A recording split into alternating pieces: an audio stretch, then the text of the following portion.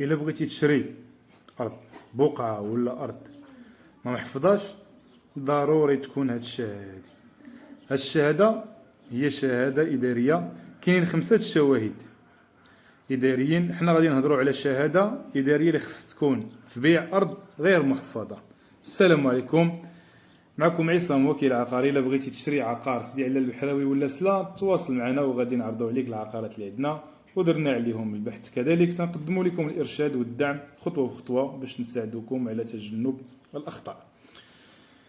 هاد الشهاده تفرضها القانون اللي هي شهاده اداريه على العدول، مرسوم رقم 2/08 378 اللي صدر في 2008 رقم 16/03 المتعلق بخطة العدالة، اللي تيقول: يتعين على العدول عند تلقي شهادة مراعاة الشروط المقررة وكذا استحضار مستندات لازمة إذا تعلق الأمر بعقار غير محفظ.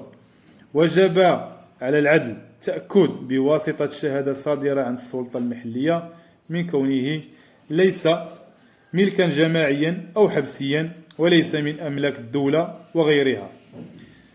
تتخلص هذه الوثيقة عند القيد تنفي ملك الدولة للأرض.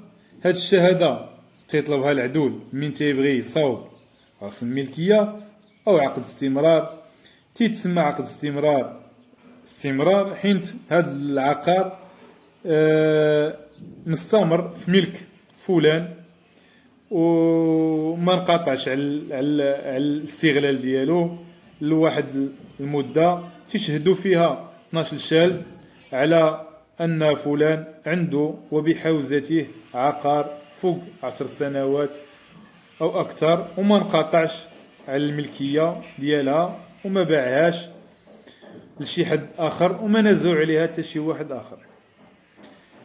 في الفيديو المقبل ان شاء الله غادي نتكلموا على معلومات مهمه. مرحبا خوتي بجميع الاسئله في الكومنتير، واللي عنده ما يضيف يقول لنا بالاحترام.